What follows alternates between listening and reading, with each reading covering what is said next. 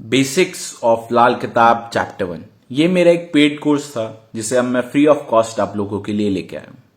साथ ही साथ एक महत्वपूर्ण चीज जो कि लाल किताब के लर्नर अक्सर करते हैं, लाल किताब के बेसिक्स और वैदिक के बेसिक्स में बहुत जमीन आसमान का फर्क है। लाल किताब कालपुरुष कुंडली के अनुसार चलती है और वैदिक राशि और नक्षत्र के हिसाब से। तो ये सारे डाउट्स क्लियर करते हुए लाल किताब के बेसिक्स अच्छे से समझने के लिए इस वीडियो में बने रहे। इंसान बंधा खुद लेख से अपने, लेख विदाता कलम से हो, कलम चले खुद करम पे अपने, झगड़ा अकल ना किस्मत हो।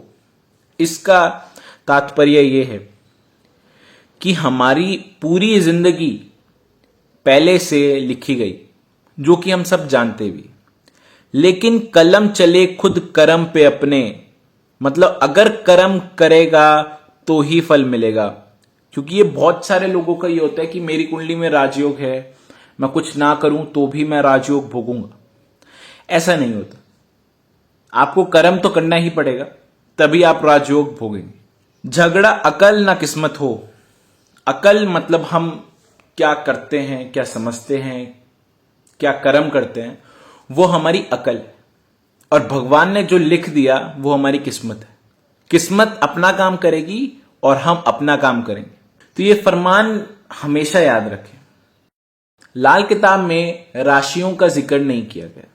लाल किताब में हर एक व्यक्ति की कालपुरुष कुंडली के अनुसार महेश लगन ही होता है।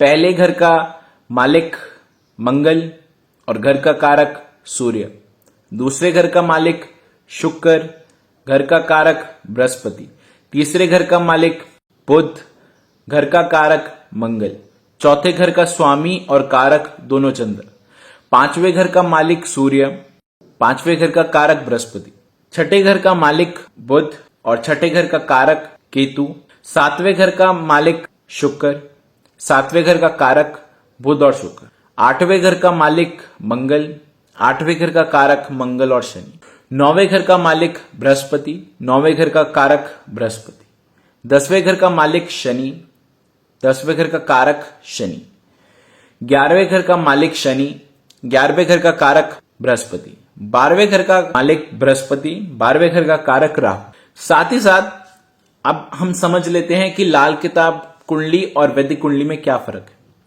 तो ये दो चार्ट एक और दिए हैं मैंने। इसमें ऊपर वाली तरफ लगन कुंडली है और नीचे वाली तरफ लाल किताब कुंडली। जैसा कि आप देख सकते हैं दोनों में कोई ज्यादा फर्क नहीं है। एक में राशियां लिखी गई है और एक में राशियां नहीं लिखी गई है। लाल किताब में राशियां नहीं लिखने का मतलब होता है कि हर एक व्यक्ति की कालपुरुष कुंडली के अनुसार महेश लगन ही है। तो पहला घर में पहली राशि होगी, 12वें घर में 12वीं राशि होगी, चौथे घर में चौथी राशि होगी। इस हिसाब से आप समझ सकते हैं। इसके बाद बात करते हैं ग्रहों की मित्रता और शत्रुता के बारे में। बृहस्पति के सम राहु केतु शनि है। बृहस्पति के मित्र सूर्य मंगल चंद्र और बृहस्पति के शत्रु शुक्र और बुध। ऐसे कि आप सबका पढ़ सकते हैं। जो कि यहां लिखा है आप या तो याद कर लें या आप नोट डाउन कर लें या आप वीडियो का स्क्रीनशॉट ले लें कि आपको आगे याद रखा जाए। ग्रहों का समय और ग्रहों का वार। वैदिक के अनुसार हम ये मानते थे कि शनि राहु और केतु का शनिवार दिन है, लेकिन लाल किताब ये नहीं कहती। लाल किताब कहती है कि शनि शनिवार है, लेकिन राहु गुरुवार है और केतु रविवार है। ये वैदिक से बहुत ही अलग है और इसमें ग्रह का समय भी दिया है। इस चार्ट को याद कर लें या फिर इस चार्ट का स्क्रीनशॉट खींच लें, आपको आगे ये चीज बहुत काम देगी उपाय के समय। घरों की दिशाएं।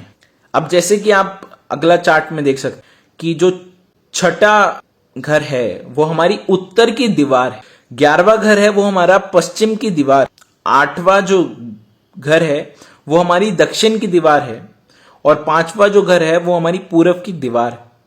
बाकी जो लिखा हुआ है वो पूरब में है, वो पूरब के घर है। जो उत्तर वाली तरफ है वो उत्तर वाले घर हैं, जो दक्षिण वाली तरफ है वो दक्षिण के घर, जो पश्चिम वाली तरफ है वो पश्चिम के घर।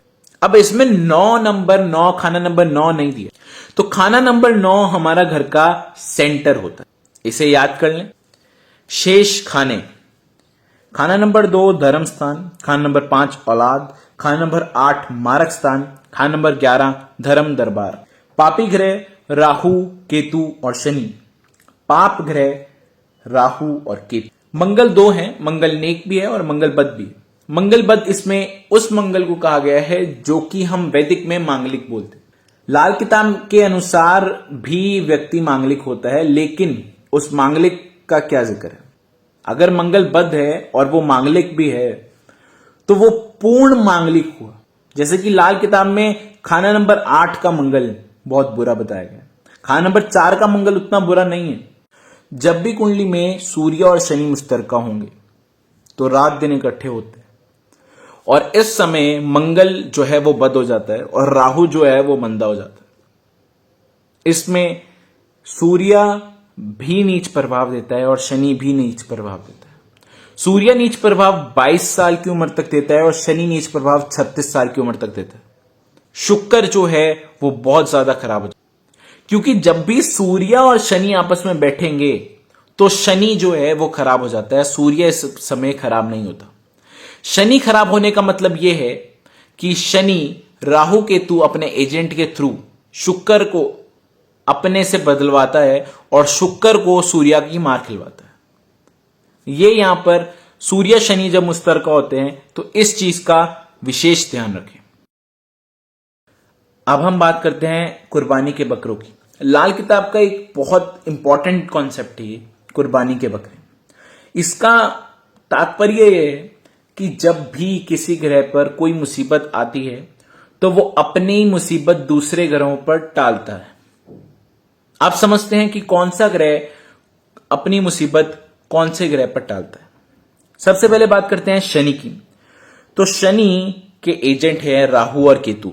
तो जब भी शनि पर कोई आंच आएगी तो शनि राहु और केतु अपने एजेंट के थ्रू स्त्री को मरवा देते हैं। यहां स्त्री यानी शुक्र। जब भी सूर्य और शनि मुश्तरका होते हैं तो शनि राहु और केतु को बोलकर अपने आप को स्त्री से बदलवा देता है, यानी शुक्र से। तो इस समय शुक्र जो है वो मंदा प्रभाव देता है। इसलिए बोलते हैं कि शनि और सूर्य जब भी मुश्तरका होते हैं तो वैवाहिक सुख में बहुत प्रॉब्लम। शनि की दृष्टि सूर्य पे पड़े वो अच्छी है, लेकिन सूर्य की दृष्टि शनि पर पड़े वो 101% शुक्र को खराब। इस चीज का विशेष ध्यान। अब बात करते हैं बुध की। तो बुध ने भी अपने बचाव के लिए शुक्र से दोस्ती रखी हुई है। अभी बुध भी कुंडली में खराब होगा, बुध पे भी कभी टकराव से या किसी और चीज से मुसीबत आएगी तो वो भी शुक्र को मंदा कर देगा। इसके बाद करते हैं मंगल से। तो मंगल पे अगर कोई भी मुसीबत आती है तो मंगल केतु पर अपनी सारी बला टाल देता है। शुक्र पे जब भी कोई आंच आती है तो शुक्र माता पर मुसीबत डाल देता है, यानी कि चंद्र खराब कर देता है।